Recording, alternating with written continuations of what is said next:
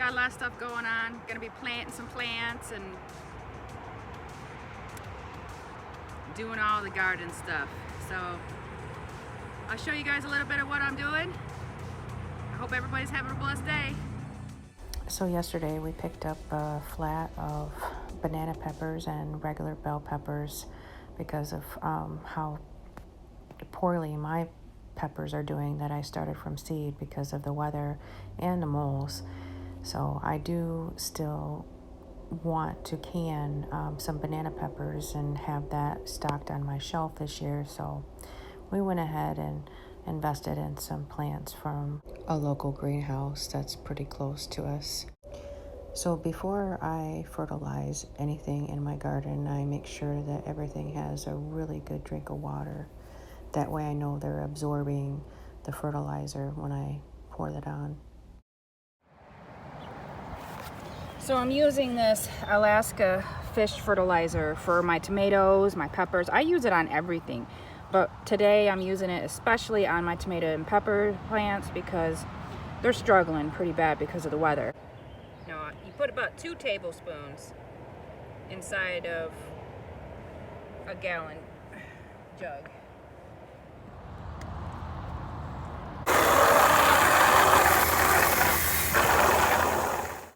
Okay, so we have had a very big problem with moles eating all the roots of the plants. So this is what we're gonna do.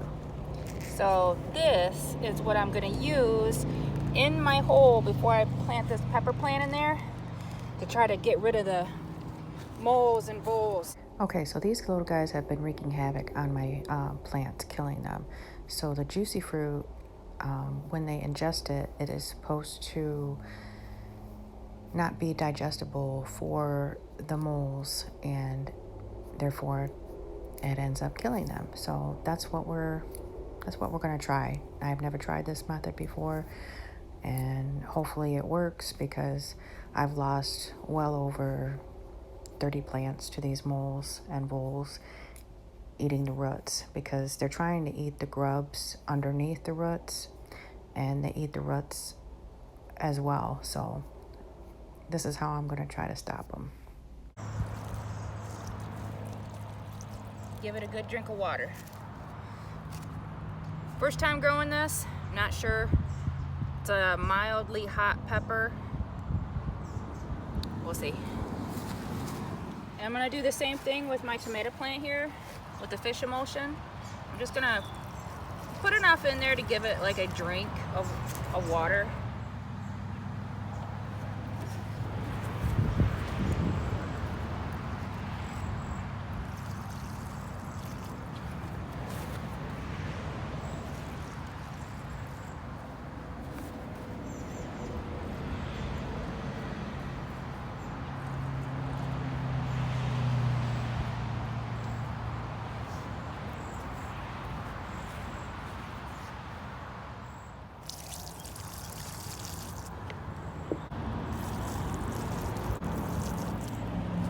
See, I'm pouring this right on top of my plants.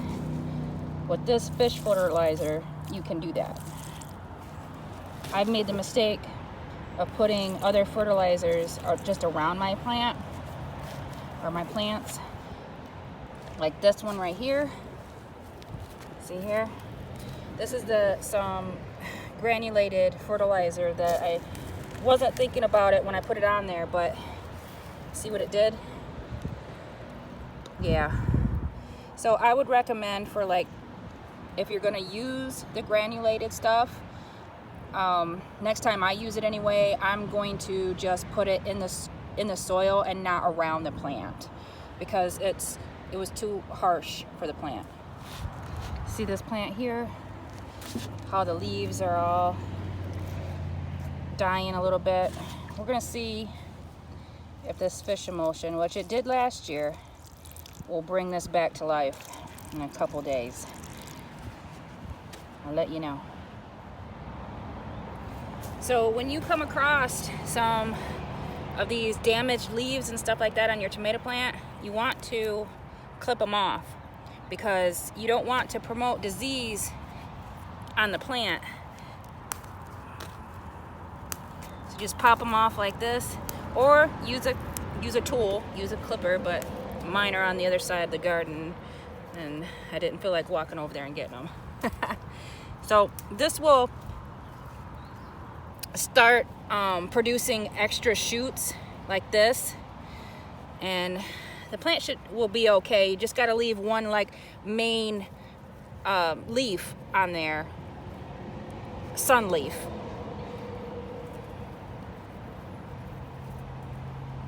Hang in there, little guy. So I wanted to give you guys a good example of what I'm talking about with the main leaves. See, this is a main leaf. This is a sucker right here. In the corners of the plant, see, they produce suckers.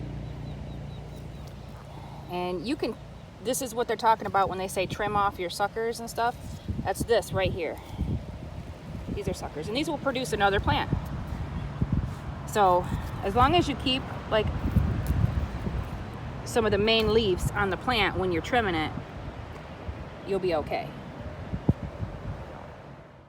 Okay, so here I'm just digging some holes by hand here because, well, we have burned up the drill digging holes, so I'm back to digging by hand. But anyhow, I'm digging these holes so that I can plant some of these peaches and cream corn. We tried to grow corn once before, and that was just a disaster with all the deer and the raccoons and groundhogs just ate it all, and we didn't get any. So this year I'm going to start these in the garden with this fabric here and see how they do. I don't know how well they will grow. I know you're supposed to start your corn in May after your frost, and this is pretty late. We are already past the middle of June, but I'm gonna go ahead and give it a try because I've been wanting to can my own corn for a long time now, and here I'm planting 72 kernels, and I hope that they all sprout, and I'll just be so glad to finally grow my own corn. So today was a pretty productive day. I got all my pepper plants that we bought from the store planted. These are all banana peppers here. Just in case my peppers don't come back from all the crazy weather. And I also planted some ancho peppers, and there's another pepper that I showed in the beginning, but I can't remember what the name of it is. And these are, what are those? Oh, the purple beauties. Ooh, yeah, these are good. I like these. These are really tasty. And then the rest of this row, all the way down there, is all corn. Peaches and cream corn. 72 corn kernels. So hopefully they sprout. I know it's late in the year, but I want some corn, and I had some space that I could dedicate to it, so I'm gonna give it a try. So I got my tomato plants fertilized. I got a lot of my pepper plants fertilized. Got a lot of fertilized plants today, which they really needed it. But they're starting to look good. They're already starting to, these ones are getting some flowers on them. They look happier. They needed that fish emulsion. Fish emulsion, some good stuff. Thanks for hanging out with me today. Have a blessed day.